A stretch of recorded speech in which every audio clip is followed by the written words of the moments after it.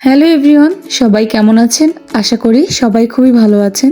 তো আজকে আমি রান্না করছি উত্তর অঞ্চলের বিখ্যাত আলুঘাটি। আর আলুঘাটিটা আমি রান্না করছি মাছের মাথা দিয়ে। প্রথমে আমি আলু সিদ্ধ করে ভালো করে ম্যাশ করে নিয়েছি। একটি বড় কাতল মাছের মাথা নিয়ে নিয়েছি।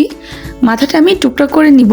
তো ফ্রাই প্যানে প্রথমে তেল দিয়ে তাতে দিয়ে দিলাম আস্ত জিরা এবং তেজপাতা, এলাচি এবং দারচিনি দিয়ে বেশ কিছুক্ষণ নেড়ে তাতে দিয়ে দিলাম পরিমাণ মতো পেঁয়াজ কুচি। পেঁয়াজটি একটু ভাজা হয়ে আসলে এখানে দিয়ে দিব 1 চামচ পরিমাণ আদা রসুন বাটা, 1/2 চামচ পরিমাণ জিরা বাটা। আদা রসুন এবং জিরাটাকে ভালো করে ভেজে নিব। তারপর দিয়ে দিব সামান্য পানি মশলা কষানোর জন্য। এখানে আমি সব ধরনের মশলা ইউজ করব, কারণ এই রান্নাটা ডিম দিয়ে, মাংস দিয়ে, মাছ দিয়ে সব কিছু দিয়ে রান্না করা যায় একই নিয়মে। এখানে আমি দিয়ে দিলাম 1 চামচ পরিমাণ হলুদের গুঁড়া, আধা চামচ পরিমাণ মরিচের গুঁড়া, 1 চামচ পরিমাণ ধনিয়া গুঁড়া এবং 1 চামচ পরিমাণ লবণ দিয়ে ভালো করে মশলাটা কষিয়ে নিব। মশলাটা কষানো হয়ে এলে আমি মাছের মাথার টুকরাগুলো দিয়ে দিলাম।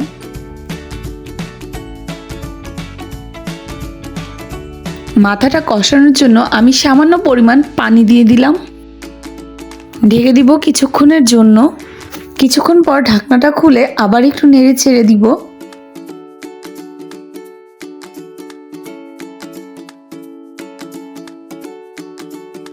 এই পর্যায়ে দেখলাম মাছের মাথাটা কষানো হয়ে গিয়েছে।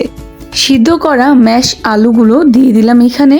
আর এখানে আমি মাছের মাথার সাথে এই আলু ম্যাশটা ভালো করে কষিয়ে নিব বেশ সময়।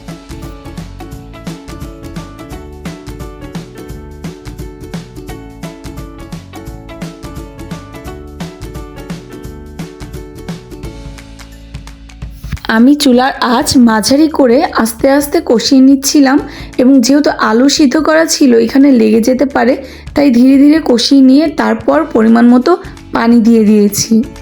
এবার ঢেকে দিব কিছুক্ষণের জন্য যেন ভালো মতো বলক আসে।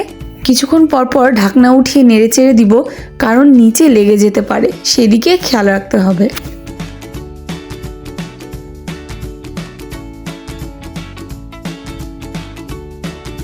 10-15 মিনিট ভালো করে রান্না করার পর আমার এখানে রান্নাটা অলমোস্ট কমপ্লিট।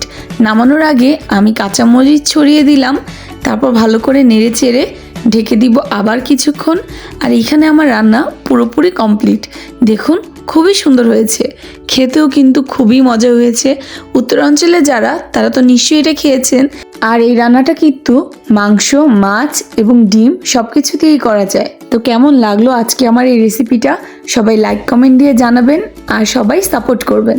আজকের ভিডিওটা ছিল এই পর্যন্তই। আল্লাহ হাফিজ।